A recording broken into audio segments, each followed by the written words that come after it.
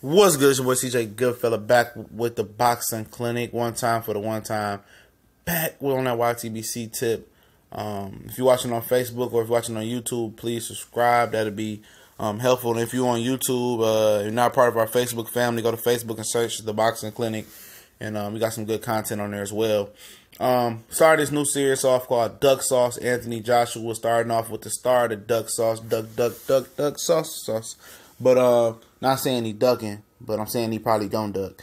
But after this fight with Vladimir Klitschko, I put everybody on notice that Luis Ortiz was the mandatory. He's been saying all the way up to the fight now. He's not stepping aside. Now he's talking about taking legal action. Joshua looked good versus Vladimir Klitschko for the most part. He's fighting cleaner. He's moving cleaner. He's looking more fluid. The jab is very stiff. They put a lot of work in on that jab, you can tell. And Klitschko wasn't even able to establish himself fully until the middle of the fight. And then when Joshua started throwing the jab again, it became better. But, you got Kell Brook calling him Messiah. Tony Bell, you saying he took a Floyd Mayweather place. Absolutely not. Like I said, if Anthony Joshua walking the mall American, nobody knows who he is. He can walk in the street. Nobody know what he is. He's big over there. Over here, don't nobody care about boxing. Other than the hardcore fans and the casual fans that get a built-up fight. That's just the honest truth. And Anthony Joshua has the power to change that. Truthfully, he does. And he has the opponents to change that as well. And he has the exciting style to change that. He has the look. He has the charisma. He has the cockiness. He talks English. He can blow up over there. But the thing is with him is he has Luis Ortiz problems and Pulev problems. They was talking about Eddie Hearns. Was talking about him dropping the IBF belt beforehand. And keeping the WBA belt because of the Pulev situation, and I guess they didn't want to go that route. But Luis Ortiz is the mandatory, saying he's not going anywhere. He's going to take a step aside money. Saying also that he does not, he's one to take legal action if they don't give him his fight while Joshua holds that WBA title, which he could have been out the way if Bermain Stavern would have, had a pair of balls and fought him for the WBC #1 mandatory. Bermain Stavern turned it down, and somehow Bermain Stavern was smart because he's the #1 contender to Wilder's WBC title, and he said he's not taking step aside money for Wilder, and Wilder's talking about Bellew and Joe Parker, and that's a whole nother situation though. So we pretty much stuck there with those two guys.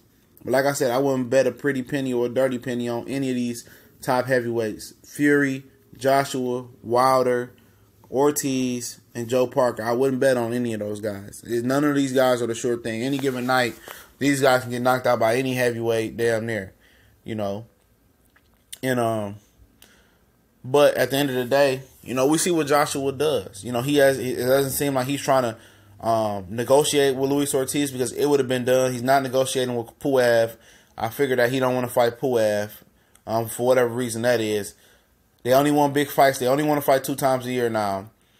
Ortiz is already screaming legal action. So, they got a date for November, October. They're looking at that. They haven't started negotiation with Luis Ortiz. He's with Eddie Hearns. He's with Al Haymon. And it doesn't look like he's going to get this fight. His promoter promotes the champion.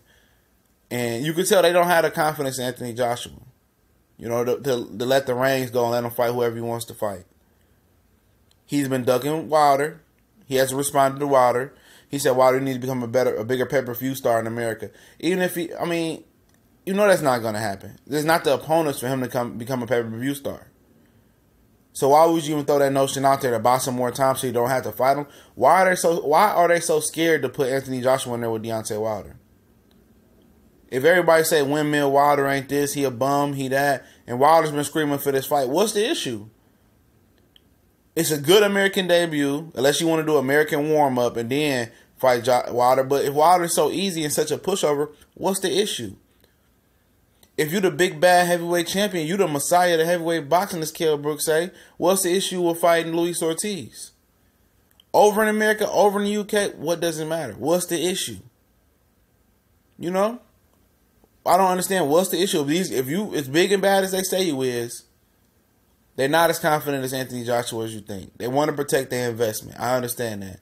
But if Wilder is a cakewalk, he's a bitch. If Ortiz ain't shit, make the fight happen. You talk about Tyson Fury, a guy who's under investigation for PEDs still and 100 pounds overweight. But you want to talk about guys that's on weight and that's fighting. But we gone.